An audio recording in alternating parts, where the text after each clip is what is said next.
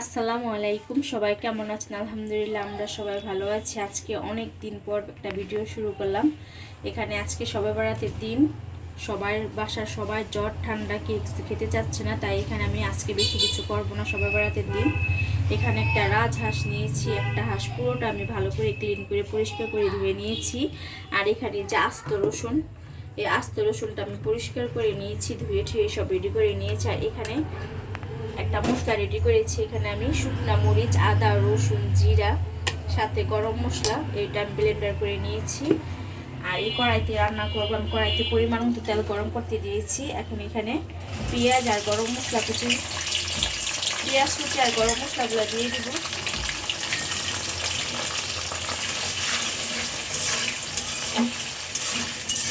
পেঁয়াজের সাথে এখানে কিন্তু দারচিনি, এলাচ, লবঙ্গ আর তেজপাতা আছে, এটাও মশলা পেঁয়াজের সাথে ভেজে নিব।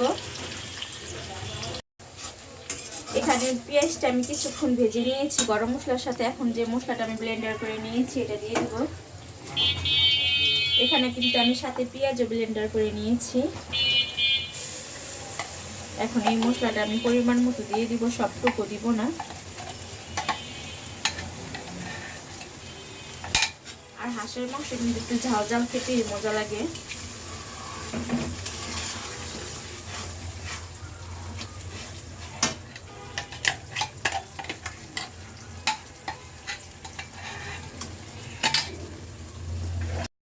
এখানে আমি হলুদের গুঁড়া দিব। এখানে 1.5 টেবিল চামচ আমি হলুদের গুঁড়া দিয়ে দিলাম। এখন দিব ধনিয়া গুঁড়া। ভুনা খিচুড়ি রান্না করবো আজকে, আর হাঁসের মাংস রান্না করবো, এটাই আজকে খাবো। দেবরকেও আসতে বলছি, একসাথে আমরা তো রাতের খাবারটা খাবো। এখানে স্বাদ মতো লবণ দিব।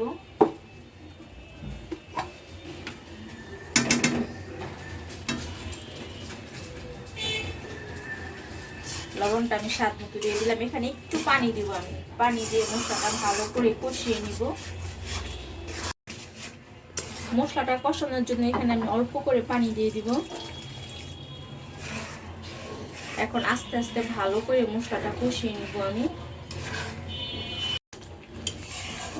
মশলাটা আমি এখানে কষিয়ে দিয়েছি। এর মধ্যে আমি যে হাঁসের মাংসটা দিয়ে দিব।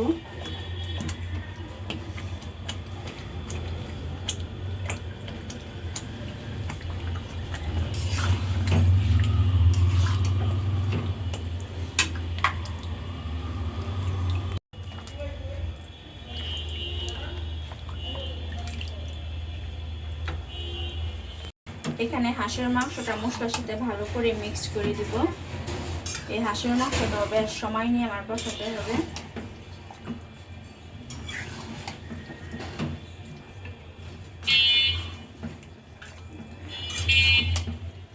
আমি আস্ত রসুনটা এটা পরে দিব, রসুনটা আমি এখন দিব না।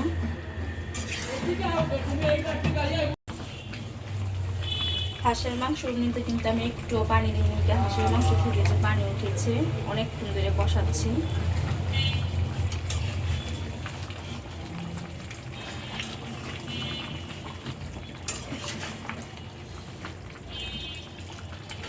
এই পর্যায়ে আমি যে এখানে আস্ত রসুনটা দিয়ে দিব।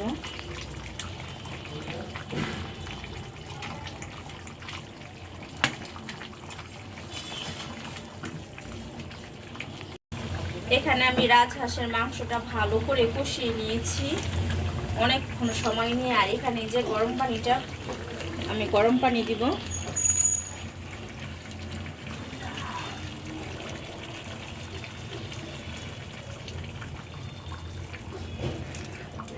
মাখা মাখা ঝোল রাখবো। হাঁসের মাংস বেশি ঝোল রাখলে ভালো লাগে না, তাই আমি পরিমাণ মতো ঝোলের পানি দিয়ে দিলাম, গরম পানি। এখন এটা অল্প জালে আমি রান্না করে নিব। নামানোর আগে আমি একটু ভাজা জিরা গুঁড়া দিব এখানে। মানে কড়াইটা রান্না যে মাংস বেশি হয়ে গেছে, এই জন্য নাড়াচাড়া করা যাচ্ছে না। এখানে নাড়ি একটু পানি লাগবে আমার। আমি কিন্তু তেলের পরিমাণটা খুবই অল্প দিছি, তারপরও হাঁসের থেকে অনেক কিন্তু তেল উঠছে। এখন এটা আমি লবণ টবণ সব ঠিক আছে। এখন অল্প জালে এটা আমি রান্নাটা করে নেব। এখানে আমি ভাজা জিরা গুঁড়া দিয়ে দিব, প্রায় 1/2 টেবিল চামচ পরিমাণ দিয়ে দিলাম।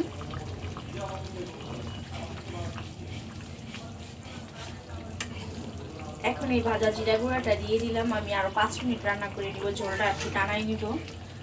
আর ওই যে ও পাশে পানি বসাইছি খিচুড়ির জন্য, ভুনা খিচুড়িটাও রান্না করে নিব। এখন এই যে এখানে পাশের চুলে আমি রাজহাঁসের মাংসটা দিয়ে দিচ্ছি, আর এখানে আমি খিচুড়িটা রান্না করে নিব। আজকে খিচুড়িটা সরিষার তেল দিয়ে রান্না করব। এখানে অল্প করে সরিষার তেল দিয়ে দিলাম, অল্প মানে পরিমাণ মতো সরিষার তেলটা দিয়ে দিলাম। এখানে খিচুড়ির জন্য গরম মশলার সাথে পেঁয়াজটা ভেজে নিয়েছি একসাথে। আর এখানে যে হাঁসের জন্য যে মশলাটা বানিয়েছিলাম, এটা ধুয়ে চারটা দিয়ে আমি একটু পানি দিয়ে দিলাম।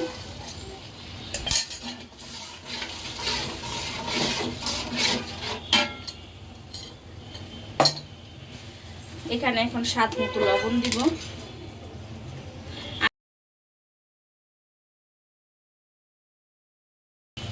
এখানে আমি হাঁসের মাংসের জন্য যে মশলাটা রেডি করে নিয়েছিলাম, ওই মশলাটা একটু ছিল, ওইটা ধুয়ে আমি পানি দিয়ে দিলাম।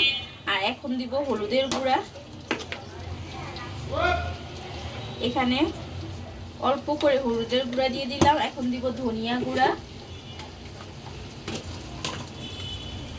এই ধনিয়া গুঁড়ো আমি প্রায় 1/2 টেবিল চামচ পরিমাণ দিয়ে দিলাম। এই মশলাটার মধ্যে এখন এই যে ধুয়ে রাখা মুগ ডাল সাথে মুসুরি ডাল আর পোলার চাল আমি আগে থেকে ধুয়ে ভিজিয়ে রেখেছিলাম, এটা পানি ঝরিয়ে দিয়ে এই চালটা দিয়ে দিলাম। এখন এই চালটা ভালো করে কষাই নিব মশলার সাথে। আর এখানে যে খিচুড়ির জন্য গরম পানি করে রাখছি, গরম পানিটা দিব। এখানে মশলার সাথে আমি খিচুড়ির চালটা ভেজে নিয়েছি। এখন এই যে গরম পানিটা আগে থেকে করে রাখা, এটা দিয়ে দিব। এখানে আমি কাঁচামরিচ দিব কিছু।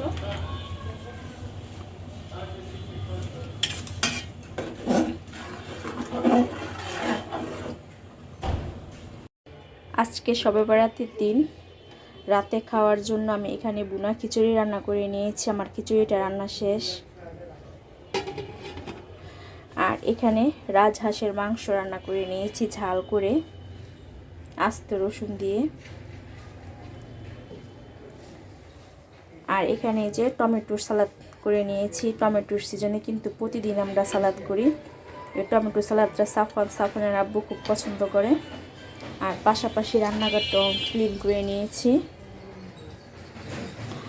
এখন আপনাদের কাছ থেকে বিদায় নিব। সবাই ভালো থাকবেন। আল্লাহ হাফেজ।